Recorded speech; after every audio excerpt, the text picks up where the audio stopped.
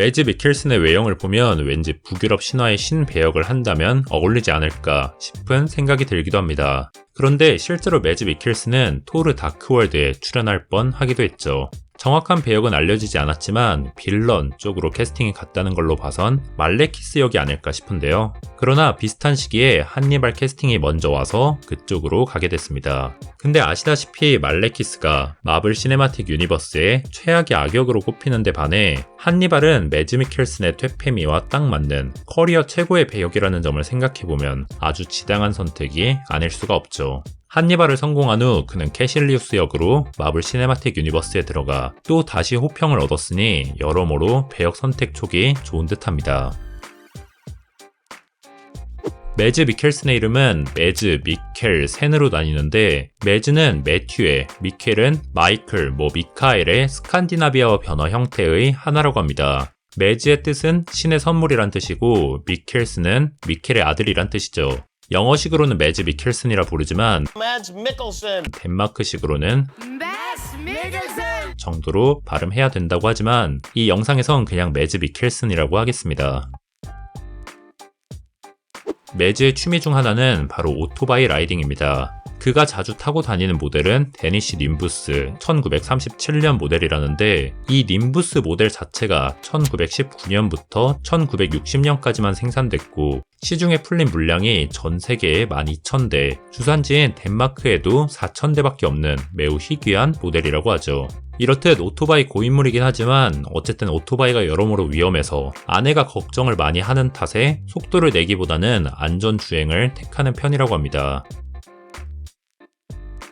매즈는 애연가입니다. 담배가 나쁘다는 것을 알고 있지만 좀처럼 끊지 못하고 공항에서도 머나먼 흡연 구역을 찾아다니며 꼭 담배 한 대씩을 태운다고 하죠. 그가 데스 스트랜딩의 클리프 역으로 캐스팅되었을 때 히데오 코지마는 현장에서 쉬는 시간마다 담배를 태우는 매즈의 모습을 보고 아예 캐릭터에다가 헤비 스모커 설정을 넣어서 그가 담배를 피우며 연기할 수 있도록 나름의 배려를 하기도 했습니다.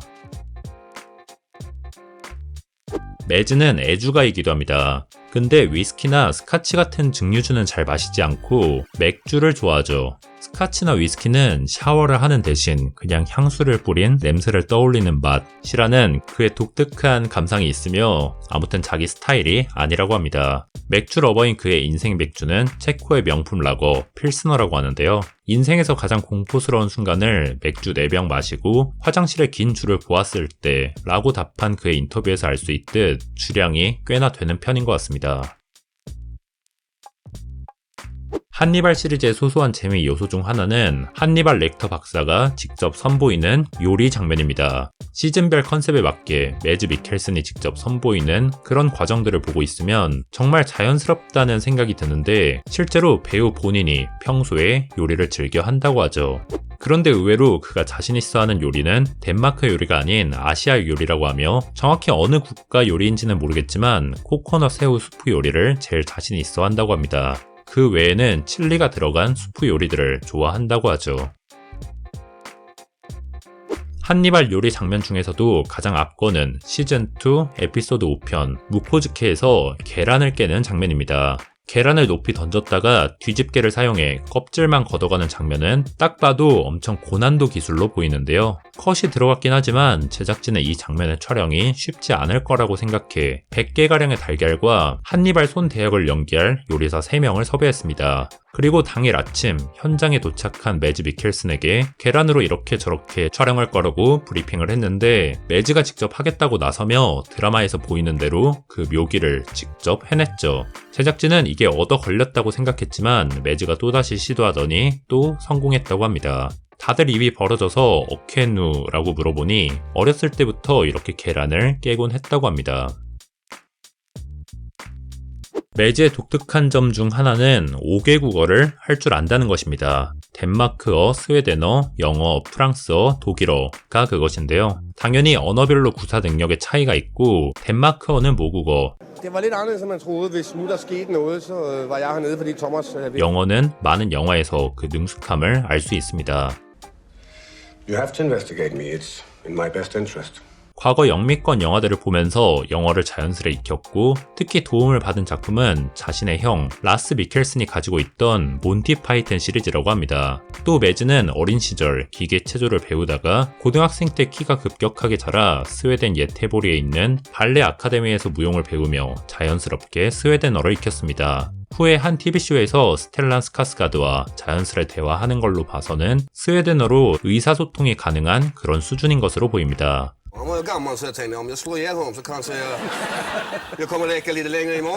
프랑스어는 영화 미하엘 코라스의 선택에 출연하면서 조금 익힌 것 같은데 실제로는 간단한 인사 정도만 가능한 그런 초급 수준인 것으로 보이고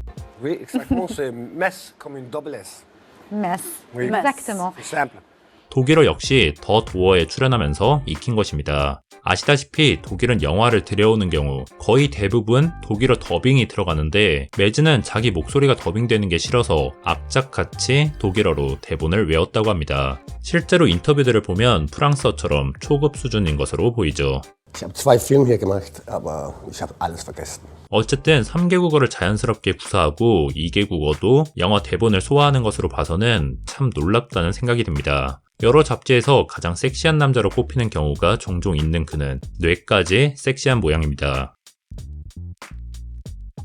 매즈가 007 카지노 로열에서 맡은 역할은 르시프르로 카지노 로열에서 텍사스 홀덤 포커 대회를 개최해 제임스 본드와 대결합니다. 근데 매즈 미켈슨은 실제로 포커도 잘한다고 하죠. 2006년에 벳24가 주최한 포커 토너먼트 대회에서 덴마크 프로 선수인 테오 요르겐센을 상대로 올인으로 승리를 거두었고 나머지 다른 참가자들마저 모두 꺾어 결국 우승을 거머쥐었습니다. 또한 포커 고인물이라 그런지 평생 포커에도 보기 힘들다는 64만 9,740분의 1의 확률로 나온다는 로얄 스트레이트 플러시로 이긴 적도 있고 이때 너무 기뻐서 상패를 끌어안고 울면서 잠에 든 적도 있다고 합니다. 이런 실력을 바탕으로 카지노 로얄 당시 제작진, 배우들과 현장에서 포커를 칠 때도 그냥 가볍게 다 발라버렸죠. 근데 이 매즈 미켈슨은 카지노 로얄 오디션 현장 가는 길에 잠에 취한 채 정신없이 공항을 빠져나오다가 뒤늦게 각본을 비행기에 두고 내렸음을 깨달았습니다. 본인도 이거 뜯다 싶어서 발길을 돌렸지만 이미 검색대를 지나버려 어떻게 비행기로 돌아갈 방법이 없었죠. 그는 별수 없이 대본 없이 오디션을 봤는데 다행히 오디션에 합격했고 후에 인터뷰에서 회상하길 공항 직원이 별 관심 없이 그냥 버려서 큰 유출 사고가 없었던 게 아닐까라고 언급하였습니다. 매즈가 영화 속 아이돌로 삼은 인물은 몬티 파이튼은 아니었고 바로 이소룡과 버스터 키튼입니다. 두 배우 모두 몸을 잘 쓰고 특유의 감정을 느끼게 해주는 그런 배우들이기 때문이죠. 특히 이소룡은 매즈가 어린 시절 이소룡의 복장이나 동작을 따라할 정도로 좋아했고 가장 좋아하는 작품으로는 사막유희를 꼽았습니다. 비록 이게 미완성 작품이지만 거기서 이소룡의 매우 상징적인 동작이 있기 때문이라는 이유였죠. 매즈는 최근 보여주는 활발한 활동에도 불구하고 현재는 평소에 TV도 영화관에서 영화도 잘 보지 않는다고 합니다. 가끔 TV를 보는 경우가 워킹데드인데 아들이 워킹데드 시리즈의 열렬한 팬이라 불가피하게 같이 보는 거라고 하죠. 근데 워킹데드가 꿀잼인 것은 인정했습니다. 그 외에 그가 애정하는 영화는 행오버 시리즈를 꼽았고 인생 영화로는 마틴 스콜세지의 택시 드라이버를 꼽았습니다. 어린 시절엔 마냥 쿵푸 영화를 보며 살았지만 택시 드라이버를 보고 나서 좋은 사람, 나쁜 사람을 보는 기존의 시선 자체가 바뀌었고 작품에 참여할 때도 답을 주려고 하기보다는 딜레마와 질문을 제기하는 방향으로 나아가는 그런 영향을 준 작품이기 때문이라고 하죠.